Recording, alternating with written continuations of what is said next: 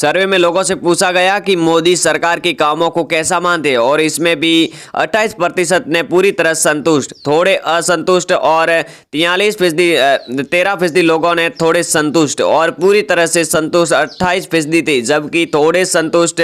16% थे और 15% लोगों ने कहा है कि वह कह नहीं सकते। और ममता सरकार के कामों को कैसा मानते हैं, इस सवाल के जवाब में पूरी तरह संतुष्ट कहने वाले 30% लोग थे और थोड़े संतुष्ट कहने वाले 14% लोग थे और पूरी तरह संतुष्ट कहने वाले 32% लोग थे और थोड़े संतुष्ट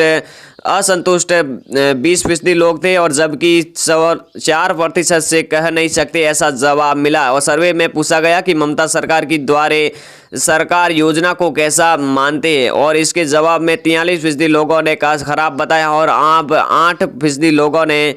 अच्छा बताया, जबकि 49% लोगों ने बहुत ही अच्छा बताया, यानी ये योजना हिट है। सर्वे में लोगों से सवाल पूछा गया कि मोदी सरकार के कामों को कैसा मानते और इसमें 28% लोगों ने पूरी तरह संतुष्ट और थोड़े संतुष्ट 13% लोग थे और पूरी तरह से असंतुष्ट थे 28% लोग और जबकि थोड़े असंतुष्ट थे जो थे 16% लोग और 15% लोगों ने कहा है कि हम कह नहीं सकते। और ममता सरकार के कामों को कैसा मानते, इस सवाल पर जवाब के पूरी तरह असंतुष्ट संतुष्ट कहने वाले 30% लोग थे और थोड़े संतुष्ट कहने वाले 14% लोग थे और पूरी तरह असंतुष्ट थे 32% लोग और थोड़े असंतुष्ट थे 20% और जबकि 4% लोगों ने कहा कि हम जवाब नहीं दे सकते। और सर्वे में ये पूछा गया कि ममता सरकार की द्वारे सरकार योजना को कैसा मानते और इसके जवाब में 43% लोगों ने खराब बताया और 8% लोगों ने अच्छा बताया और जबकि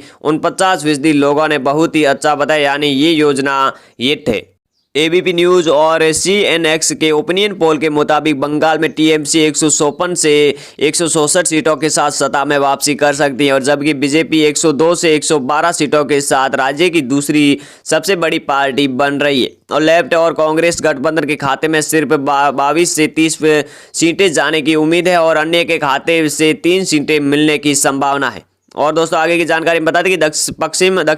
पश्चिम बंगाल में सबसे ज़्यादा 119 सीटें हैं और यहाँ टीएमसी के खाते में 60 से 66 सीटें आने की उम्मीद है और बीजेपी की भी यहाँ ज़बरदस्त टक्कर दे रही है और उसे 51 से 57 सीटें मिलने की उम्मीद है। और लेफ्ट कांग्रेस गठबंधन को एक हिस्से से इस इलाके में सिर्फ 1 से 3 सीटें आने की उम्मीद है, जबकि इस इलाके में भी अन्य को एक भी सीट मिलने की उम्मीद नहीं है। और दक्षिणी पूर्वी बंगाल में 84% सीटें हैं और इस इलाके में टीएमसी को 54 से 60 सीटें मिलने की उम्मीद है और जबकि बीजेपी को 4 से 13 सीटें मिल सकती है।